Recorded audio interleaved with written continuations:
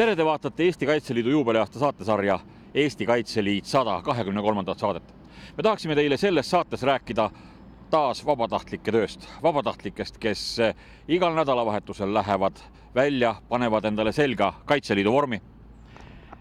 Nii nagu mina praegu ja lähevad teenima Eesti riiki, tagama Eesti julgeolekut. Samasugused inimesed on ka Punases Ristis ja näiteks Päästeametis.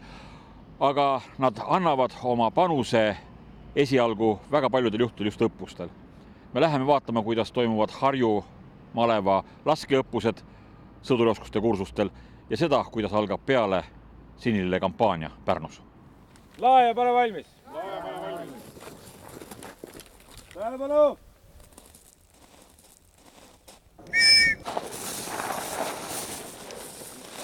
Oleme varasemates saadetes korduvalt rääkinud kaitseliitlaste laskeväljaõppest ja relvadega ümberkäimisest ning ohutustehnikast. Õppuse järel on võitlejate oskused kasvanud ning nüüd on Kaitseliidu Harju maleva sõdurioskuste kursus jõudnud faasi, kus kursuslastele antakse kätte lahingupadrunid ning neil tuleb Männiku laskeväljal sooritada oma esimene testlaskmine päris lahingurelvadest. Meenutame, et tiiruslaskmine on iga jalaväesõduri ja kaitseliitlase väljaõppe alus, A ja O, algus ja ots. Kursuste ülem Veebel Rene Aluste ütleb, et mõne nädala pärast lähevad laskeväljaõppe ülesanded kursuslastele veel keerulisemaks. Läheme siis Plooga laskeväljale. Praegu on siis vahehindamine nende enda jaoks, nende enda taseme jaoks, pluss meie vaatame, kas nad on soovitud tasemel relva käsitsemise, oskuse koha pealt ja ohutuse koha pealt. Sest et siit edasi siis läheme laskmiste juurde, mis on siis liikumise pealt, siis on laskmised ebastandardsetest laskeasenditest, et proovime nad panna siis natuke ebamugavatesse laskeasenditesse ja vaatame, kuidas nad siis tabavad. Lisaks hakkame kasutama seinasid, siis on laskmine nii-öelda seinte toelt kui ka siis erinevate avadest läbi laskmine. Ja laseme ka siis, praegu me oleme siiamaani lasknud papp-sihtmärke, et laseme ka metallsihtmärke, siis, mis annavad siis kohe tagasiside laskurile. See järgmise laskmise lõpuks ma tahangi siis neid viia sellele tasemele, et ma usaldaksin neid nii-öelda lahingpaari laskmistele. Lahingpaari laskmine siis sisuliselt toimub juba kuskil kas siis metsastatud alal ja seal on lahingpaari koostöö on hästi oluline. Peale seda võtame juba uued teemad ette, et see laskmiste nii-öelda etapp saab läbi ja hakkame tegelema topograafia, välioskuste, pioneeri teemadega. Niisiis tuleb 4 lasku teha 100 meetrilt lamades koos salvevahetusega, 50 meetrilt põlvelt ja 15 meetrilt püsti. Kuidas sa oma tulemustega rahul oled praegu? Ma vaatan, et sul on nagu kõik enam-vähem siia kuju sisse läinud. No jah, läksid raamidesse, et selles mõttes võib rahule jääda. Hajuvus on hea, on keskjoonel, nii et sellega võib rahule jääda. Raamideks sa nimetad seda, mis on need valged jooned siin, selle märklehe peal? Jah, ütleme siis mitte ainult need valged jooned märklau sees, vaid märklauraamid ka, sest ka välimine, see äärmine pind annab siit tulemusele juurde. Ja punkt arvestatakse kuidas siis selle järgi? Punkt arvestatakse järgmiselt, ehk siin keskmises alas alfa ala on 5 punkti, Bravo ala, teine ala on 4 punkti ja äärmine Charlie on 2 punkti. Ja edukaks soorituseks on vaja vähemalt 31 punkti. Praegu said sa kätte selle? 37. 37 isegi, jah. Et arvestus on tehtud? Arvestus on tehtud. Lasite 3 distantsi pealt, mis see kõige raskem on? Pigem mina ütleks, et vahepealt põlvelt laskmine. Et lamades laske asend on stabiilne ja siit viimane, ehk siis kõige lähem püstilaske asend on selline, kus on sihtmärk sedavõrd lähedal, et on keeruline mööda lasta.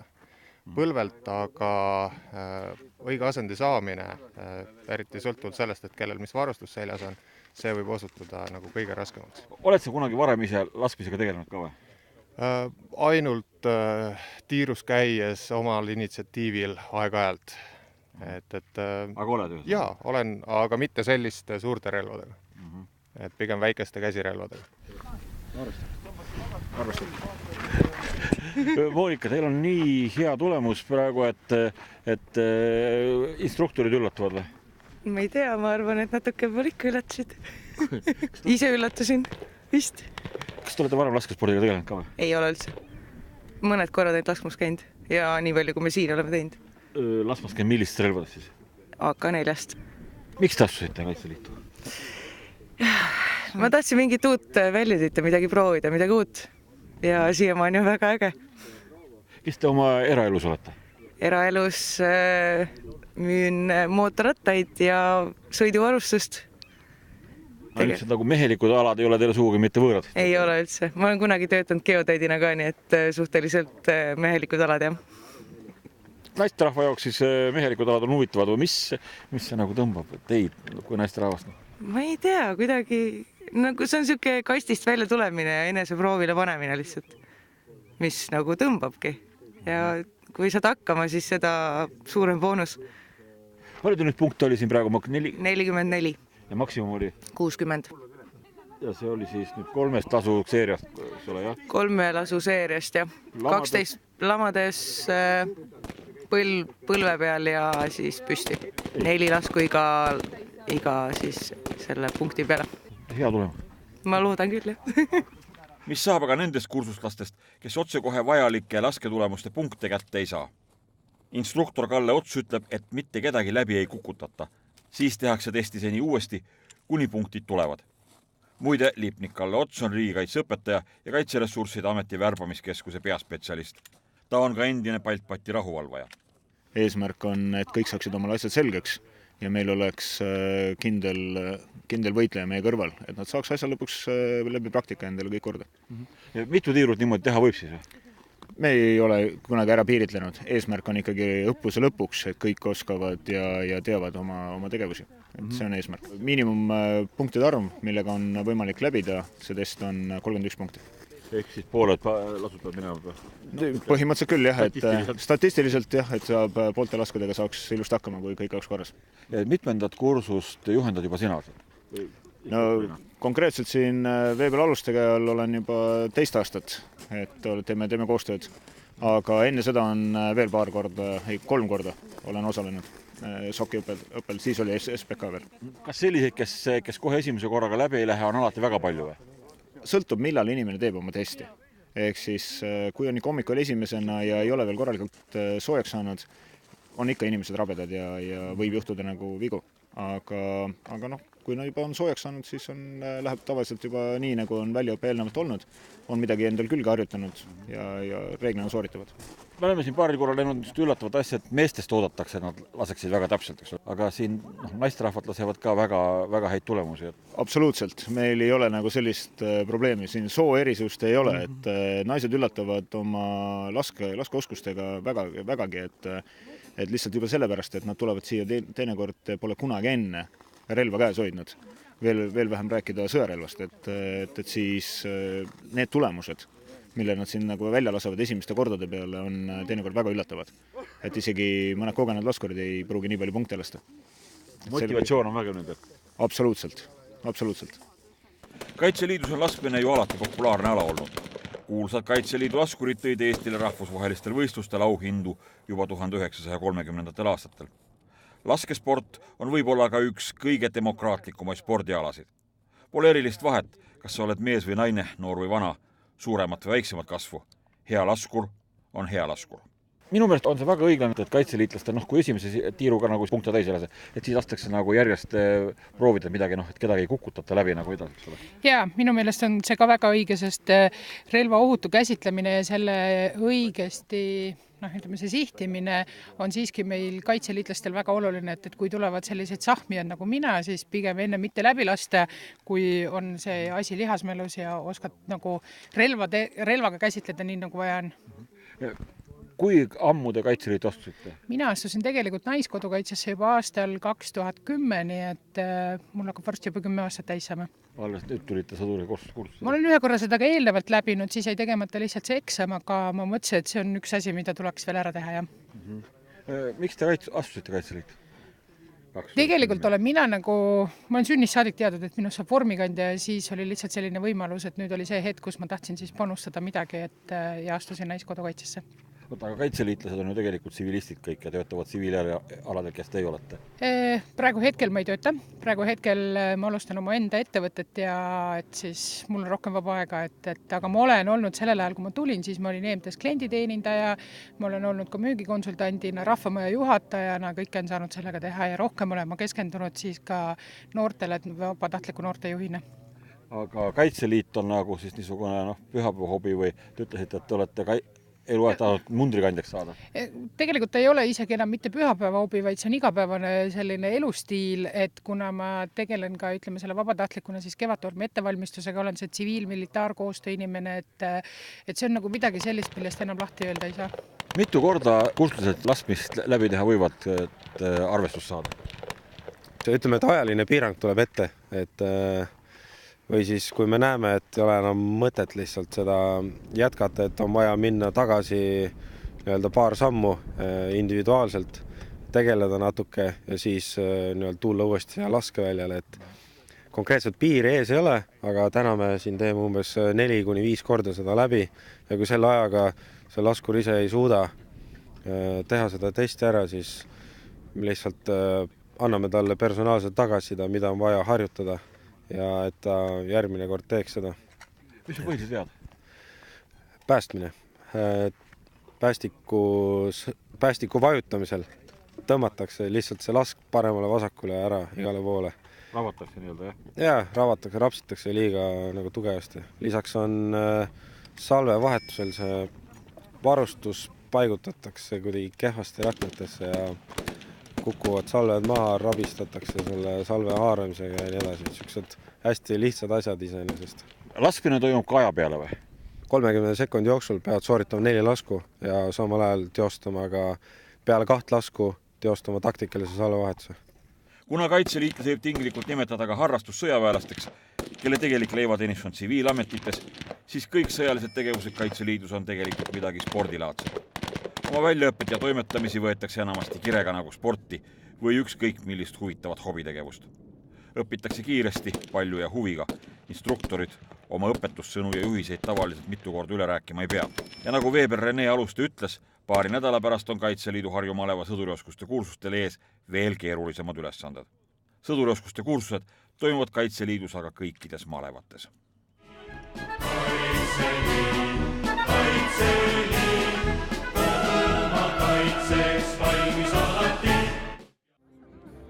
Aprillikuus on Kaitseväes ja Kaitseliidus traditsiooniliselt veteranikuu. Laupäeval 6. aprillil antigi Pärnus avalöök veteranikuule ja Sinilille kampaaniale. Anname au. Kampaaniaga kutsutakse kõiki Eesti kodanikke toetama Kaitseväe ja Kaitseliidu veterane ning vigastatud sõjamehi ning selleks ostma ja kandma Sinilille märki. Iga selline pehmest vildist rinnamärk on unikaalne käsitöö. Sinilille kampaania avati seekord Pärnus perepäevana.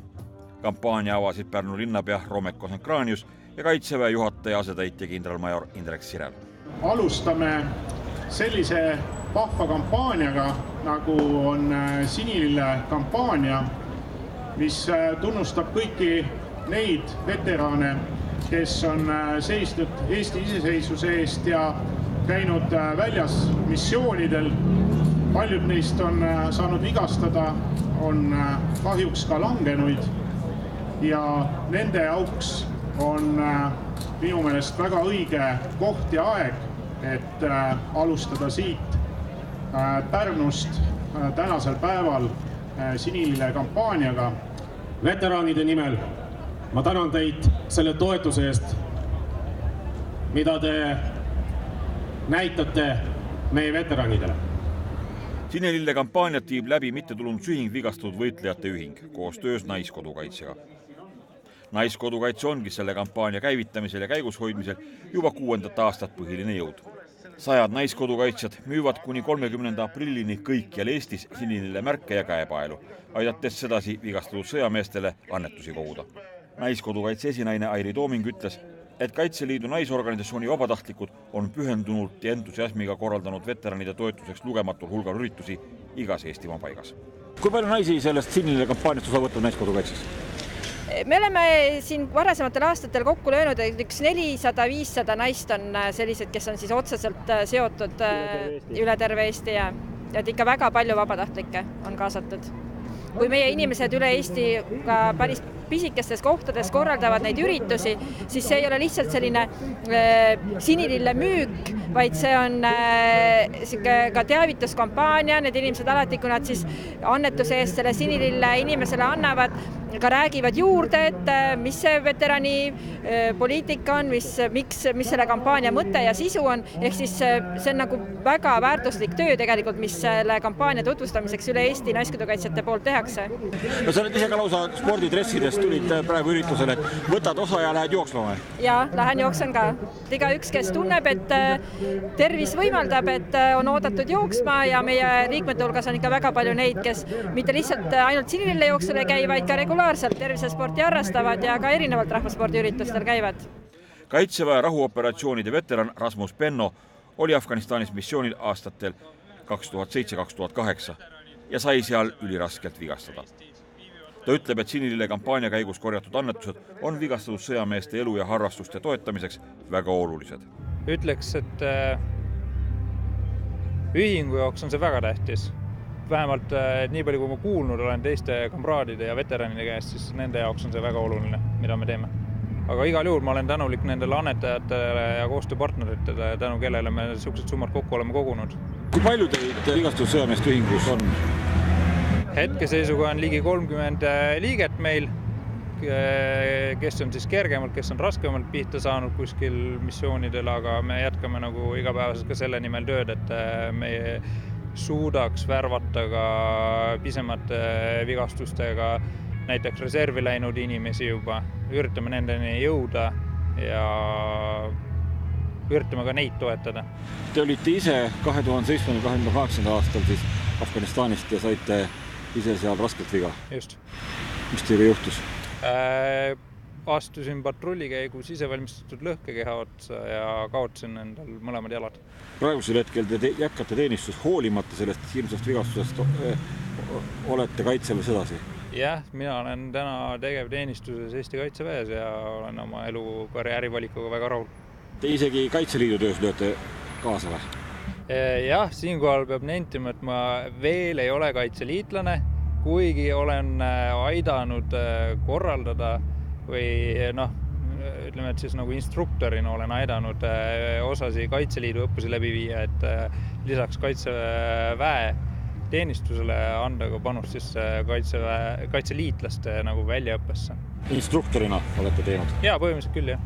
See nagu mõte ongi, et enda elukogemused ja tarkused võiks ju edasi anda noorematele, kes siis saavad jälle targematena näiteks missioonidele minna ja võib-olla juhtub sellised õnnetusi, nagu minuga juhtus palju vähem. Ma tänan kõiki inimesi, kes kannavad sinililli ja sellega teevad ka annetusi Eesti vigastatud võitlejate ühingule. Selle annetuse eest me saame abistada kõiki, nii veterane kui ka tsiviilisikuid. Ma tänan teid selle eest. Sinilille kampaania avapäeva keskseks sündmuseks Pärnus oli sinilille jooks, millest said erinevatel radadel osaleda kõik, alates põlvepikkustest esimesi jooksusamme tegevatest lastest kuni kogenud sportlasteni välja. Soojenduseks sooritasid nii väikesed kui ka suured üldfüüsilise testi. Pärnus olid sinilille kampaania alguse puhul kohal ka meie sportlikud NATO liitlased, kes läksid NATO standardsele 2 miili ehk 3,2 kilomeetri pikkusele jooksule koos Eesti tervisesportlastega. Kaitseliitlasena ma tunnen erilist solidaarsust kõigi nendega, kes on käinud missioonidel ja võidelnud selle eest, et andnud selles mõttes oma panuse, et Eesti iseseisvus säiliks. Seetõttu mul on eriti hea meel, et täna siis Pärnu päeval ehk Pärnu sünnipäeval saab avatud ka selline kampaania siin Pärnus ja koos sinilille jooksuga.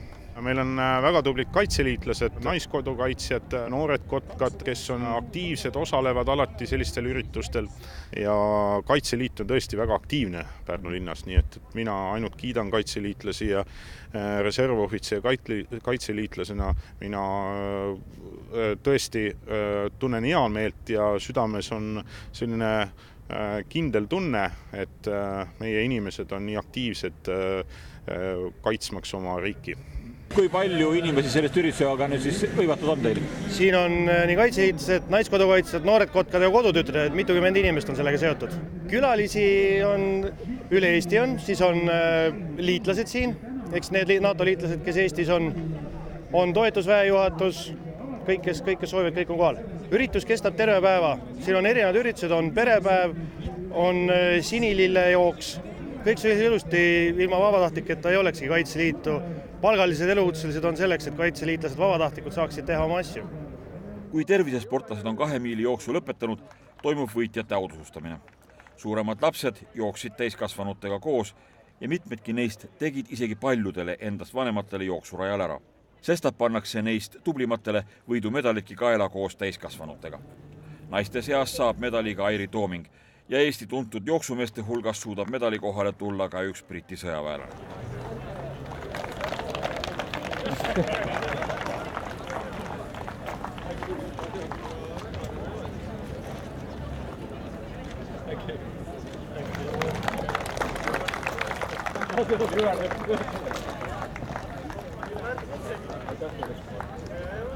Peale jooksu söödi aga üheskoos sõdurisuppi. Palju suppiportsusid siin täna ära jagate? 300. 300? Eeldatavasti, jah. Vähemalt, jah. Vaatan, et rahvalt on suhteliselt palju siin või? Ega selles mõttes paigal seista ei saa, jah. Kogu aeg on käed tööd täis. Ise naiskodukaitse teeb? Jah, naiskodukaitse teeb. Teie olete kokk? Jah. Mis ajal te valmistama hakkasite?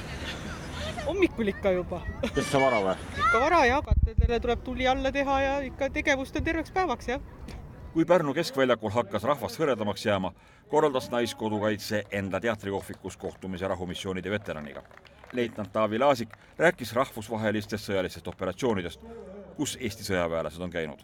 Mina käisin 2016-2017 Liibanonis. Te olete näinud ka, kuidas inimesed haavata saavad või? Õnneks ei ole minul sellist kogemust. Kas sellest Sinilille kampaaniast on vigastunud sõjameestele palju abi?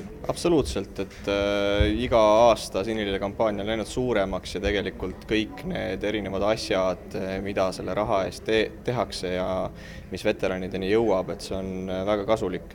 Et eelkõige on toetatud sporti, veteranide liikumisharrastusi, selliseid asju ja see kõik on väga tänuväärne, ma arvan, et paljud veteranid võtavad mütsi maha selle ees ja ütlevad aitäh. Kas sellised kampaaniad, mis teie arvate, sõjaväelased, kas aitab ühiskonda kuidagi liita?